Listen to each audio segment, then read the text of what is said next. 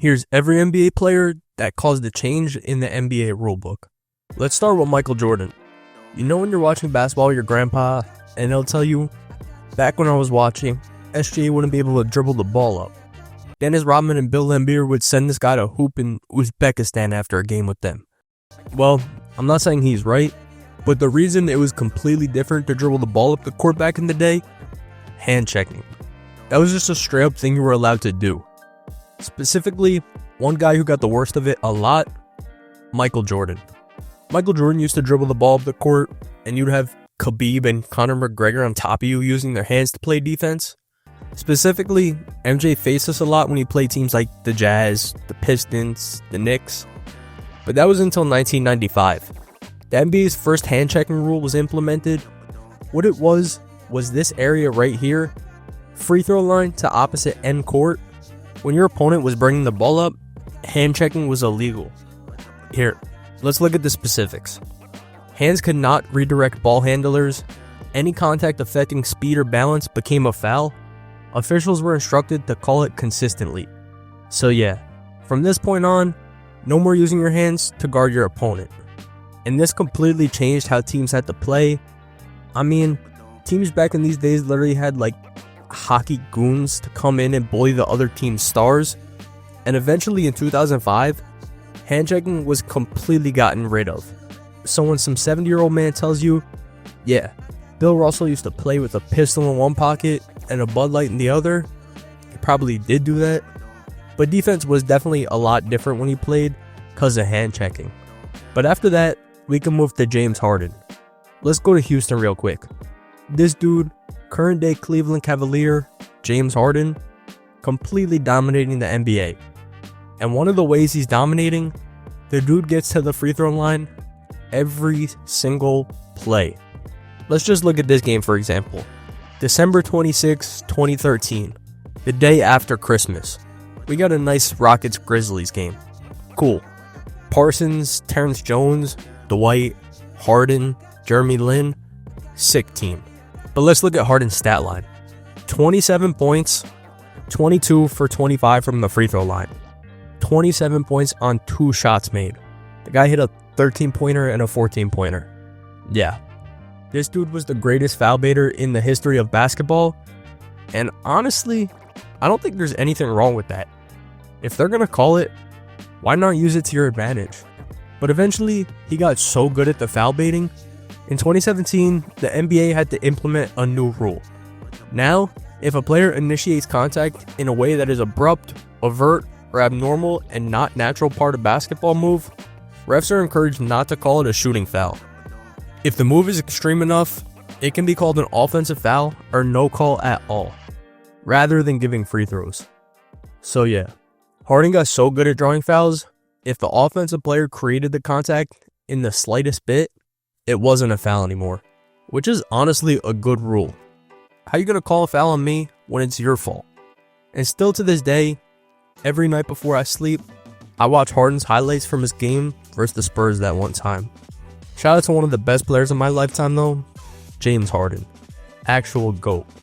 But after that, we got an actual WOAT, Zaza Pachulia. You know when you're watching basketball nowadays, and someone pulls a 3, the defender accidentally puts their foot under the landing space of the shooter lands on it, falls, then the defender gets called for a flagrant foul? Well, the reason for this one, this dude right here, Zaza Pachulia.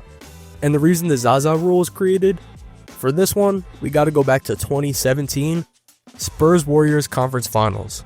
This year, we're talking the first year KD joined the Warriors, so everyone wants them to lose. And the Spurs were one of the best teams in the NBA. They had like a top 3 player in the league that season, Kawhi Leonard. And actually, the Spurs were up like 20 on the Warriors. Kawhi was balling. He had 26 points in 23 minutes until he pulls a shot, lands on Zaza, hurts his ankle, and is out for the series. Then the Warriors sweep the series, and instantly, Zaza Pachulia becomes one of the most hated players in NBA history. Did he do it on purpose? I give it like a 1.3% chance. But either way, Zaza Pachulia, creator of the Zaza rule. No reckless closeouts. But after Zaza, we got another all-time great big man, Shaquille O'Neal. Zaza got the Zaza rule, Shaq got Hack-a-Shaq. So Shaquille O'Neal, one of the best players ever, shoots a career 52.7% from the free throw line. My blind dog may shoot better than that, but that's besides the point. So what used to happen with Shaq, whoever was playing him, they would just foul Shaq off ball. That sent him to the free throw line, and because the dude was a brick from the free throw line, it was basically a free possession for the defense. And on top of that, it just slowed the game down and made it completely boring. Shaq has games with 31 free throw attempts, 28, 28, 24, 24. The list just goes on. And eventually, coaches saw this worked, and it went on for years. Just hack the guys who can't shoot free throws. Ben Wallace, Andre Drummond before he became the reincarnation of Klay Thompson, Mitchell Robinson. You could just hack these guys. So the NBA obviously broke down on this and changed it twice actually, because it just got boring to watch. Before the 2016-17 season, the NBA only penalized intentional off-ball fouls in the last 2 minutes of the fourth quarter and any overtime. Starting in the 2016-2017 season, the NBA extended that enforcement to the last 2 minutes of every quarter. Under the updated rule, if a defender commits an intentional off-ball foul late in that corner, the foul team gets a free throw and keeps possession of the ball, removing the strategic benefit. So yeah, no more hacking within 2 minutes and the end of each quarter. You just be putting that dude at the line and giving them the ball too. It would be pointless. But after Shaq, we got another all-time great, Kevin Durant. KD used to always do this one move. He'd have the ball on one side of his body, the defender's arm would be in front of him to guard him, and he'd rip through and shoot it in one motion. He'd get fouled and end up at the free throw line. And of course, they had to change this rule. Have you ever in the history of basketball seen someone take a rip through jump shot? Probably not. By the way, sorry this footage for this section looks like it was recorded with a pack of ramen. It was the only footage I could find of this. Sorry again. Anyways, KD was so good at this because the dude had like a 75-foot wingspan. So in 2012, they changed the rule officially. 3 things this rule did: reclassified rip through as non-shooting fouls, required a real upward shooting motion, and removed automatic free throws. I mean, this was due. A rip through jump shot is something you take in horse, and guys would abuse this, specifically guys like KD, and Chris Paul was nasty at this too. And because of that, the rip through officially classified as a non-shooting foul. But after that, let's go to Charles Barkley. Charles Barkley stood at like 6'6" on a good day, and somehow he's one of the best post players ever. Doesn't make sense really. But something Barkley used to do, he would get the ball in the post, then you'd be waiting there for 15 seconds for him to do something. The game just got completely slow. Because a 48-minute game, 25 of those minutes will be Charles Barkley backing down Shawn Kemp. Yeah, man, that's exactly what I want to watch all day. And because of that, in 2000, the NBA added a rule, the 5-second back-to-basket rule. In 1999, the league insinuated the 5-second back-to-basket violation. The rule says an offensive player must pass, shoot, pick up his dribble, or face up within 5 seconds of facing away from the basket below the free throw line.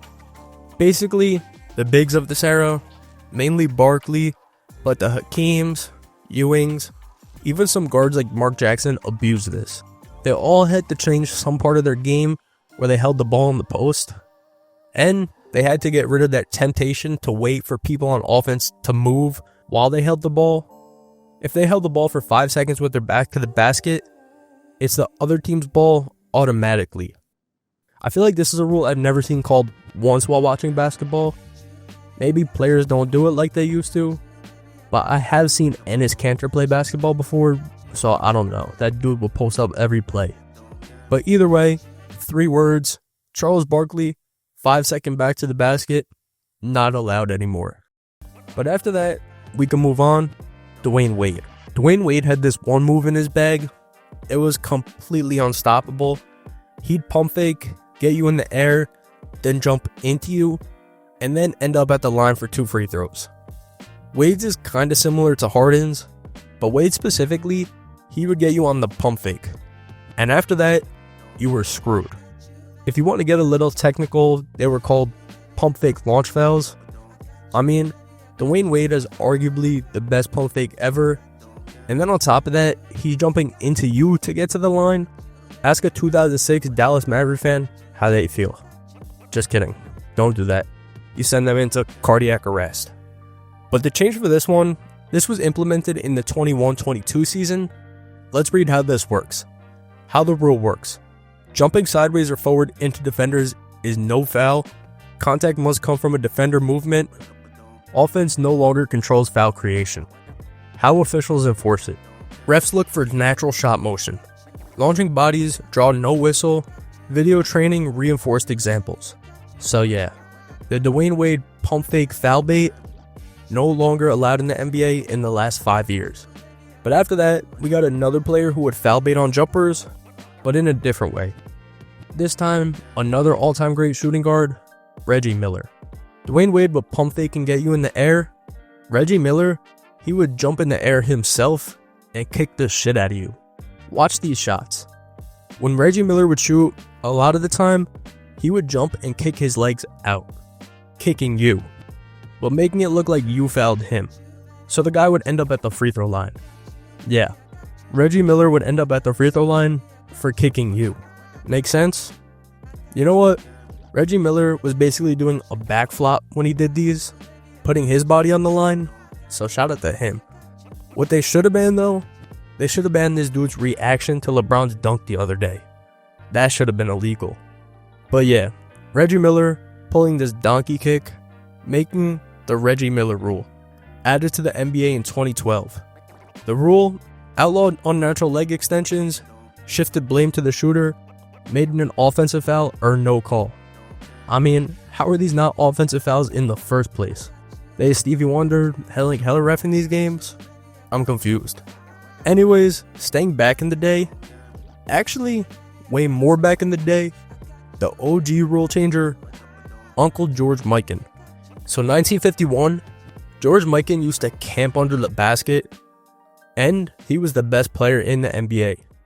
But the thing was, the lane was only 6 feet wide, defenders had no room to guard him, help defense arrived way too late, so starting in the 51-52 season, they widened the lane from 6 feet to 12 feet.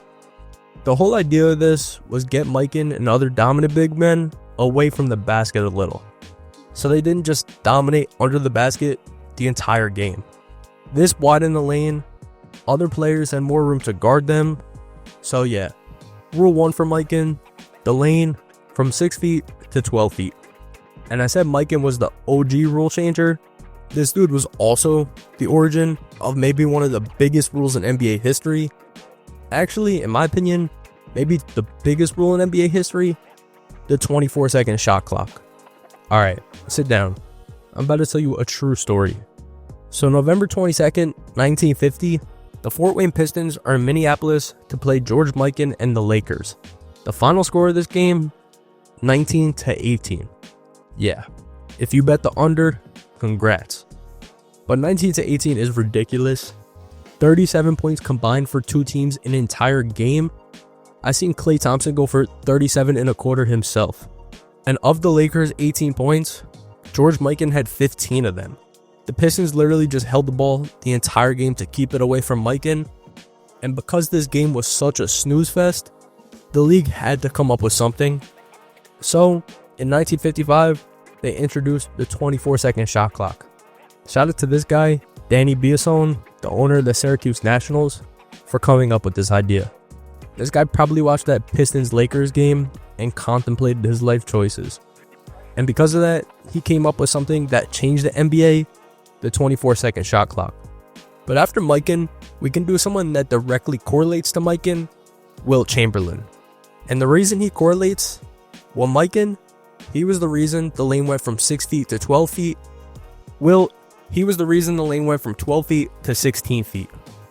Wilt was just so much more dominant and athletic than everyone. 12-foot lane wasn't big enough. Defenders couldn't double him at all. In the 1961-62 season, Wilt Chamberlain averaged 50.4 points per game. In the 1964-65 season, they had enough and widened the lane one more time. But Wilt was one of those guys, he caused like 100 different rule changes in the NBA. For example, offensive goaltending. Wilt was actually doing this before the NBA, when he was at Kansas or on the Globetrotters, wherever else.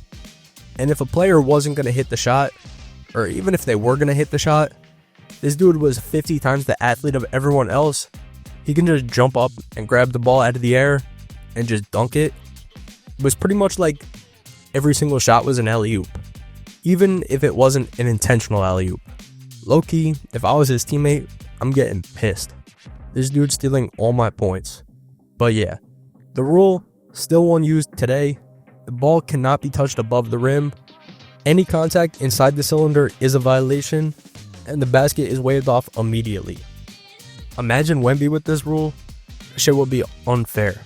But Wilt was unfair too. The guy scored 100 points in a game. Although, a lot of people don't believe it because it wasn't recorded. And I actually recorded an interview where I talked with someone who played in Wilt's 100-point game. He told me if it was true or not, and how dominant Wilt really was. I promise I'm gonna drop it soon. Please sub if you want to see it. Or just sub if you're a cool person and you want to be friends. Thanks. Anyways, Wilt actually had one more rule change, that a free throw shooter had to stay behind the line when they shot. This is because when he played college ball at Kansas, the dude used to dunk his free throws. The guy would take a running start and just do a free throw line dunk every free throw.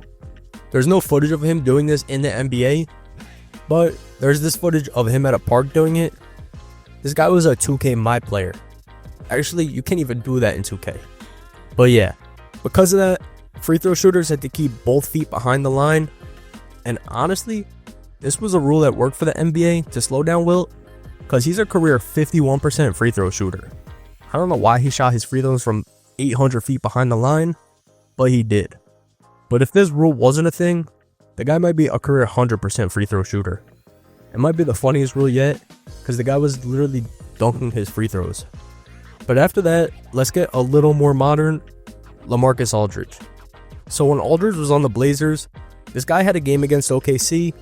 Blazers up 2, 12 seconds left.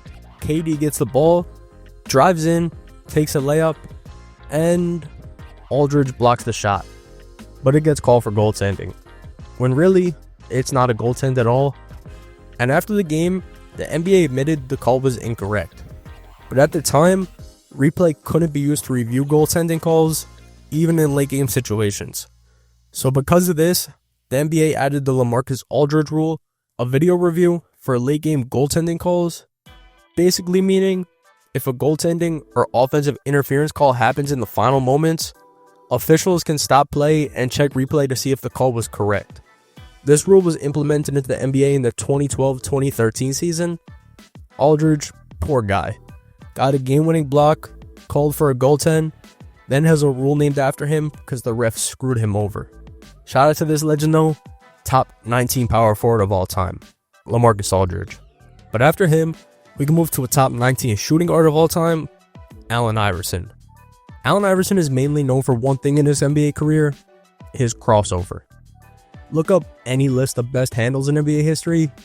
AI is going to be number 2 on every list. Of course, Nerlens Noel is number 1. But AI's crossover, it got a lot of heat for being a carry a lot of the time. And I'm not saying it was, but there was a big argument that he would put his hand under the ball and carry it to exaggerate the fake. And when AI retired, a lot of people started to take this exaggerated move and use it.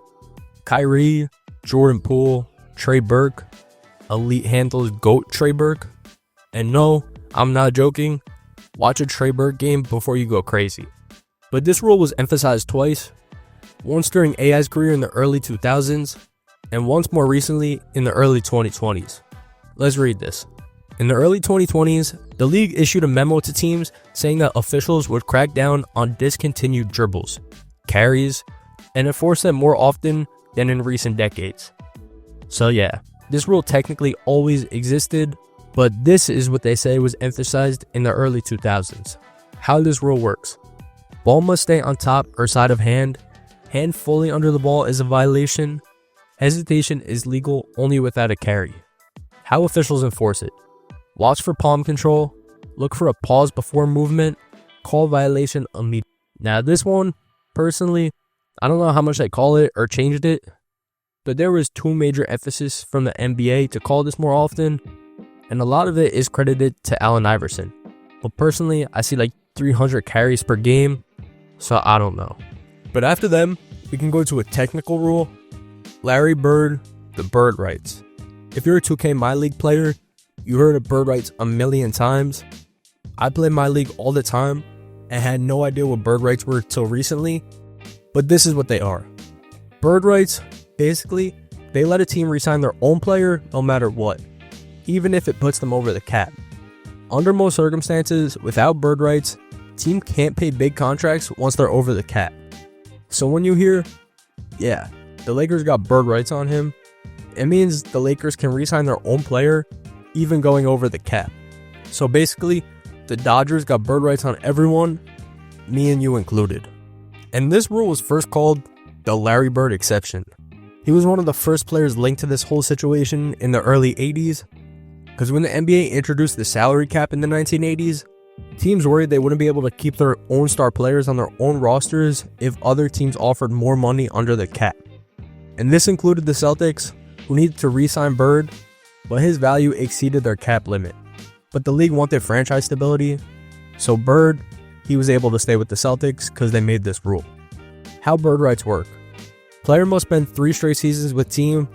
Team can exceed the cap to re-sign player. Contract can reach the maximum salary.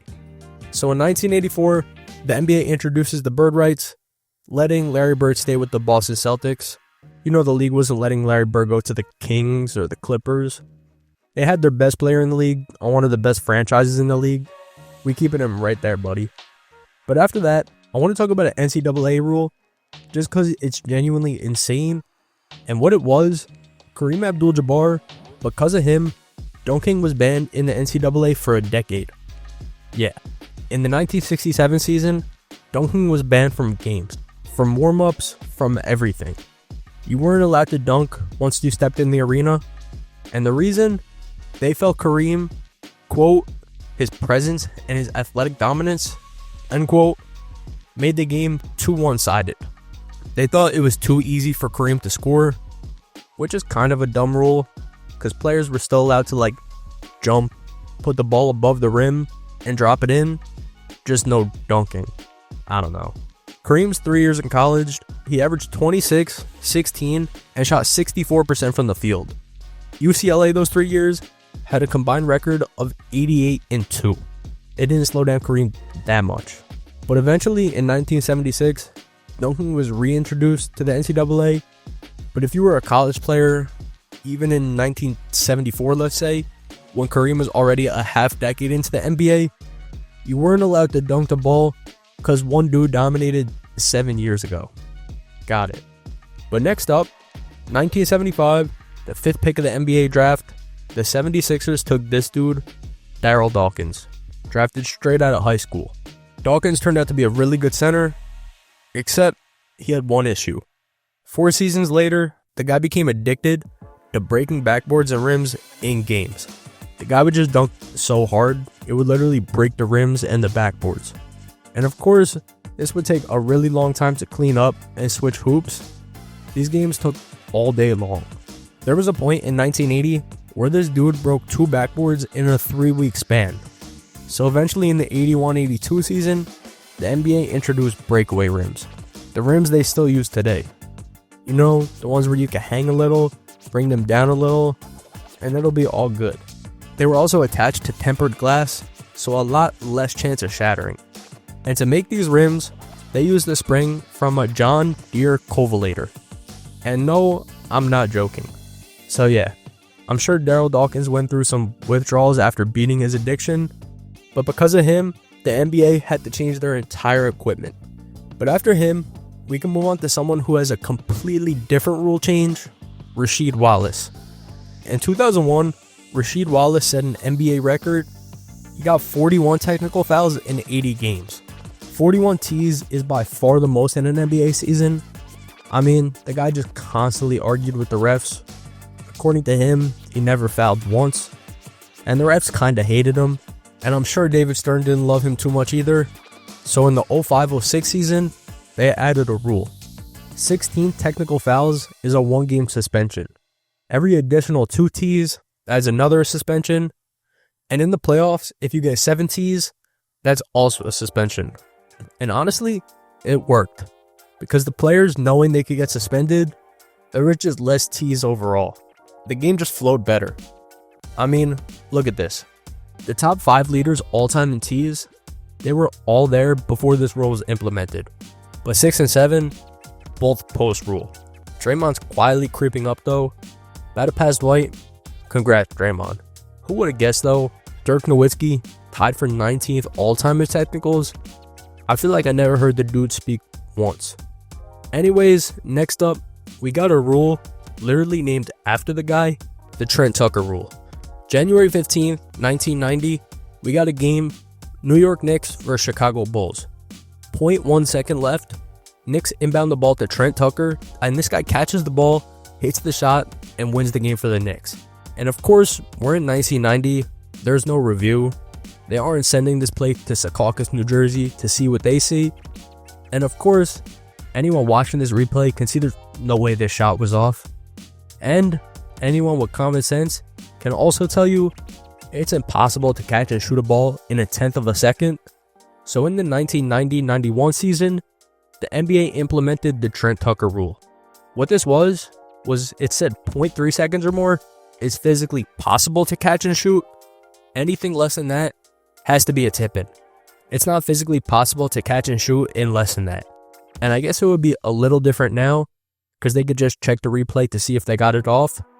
But this will help them logically back in the day, knowing it's not possible to get a shot off in 0.2 seconds or less. Just don't ask a Spurs fan what's possible to do in 0.4 seconds. But if you guys enjoyed this, I would genuinely appreciate if you could subscribe. It's genuinely the only thing that tells me you guys want me to go all in on this channel. Thank you for watching.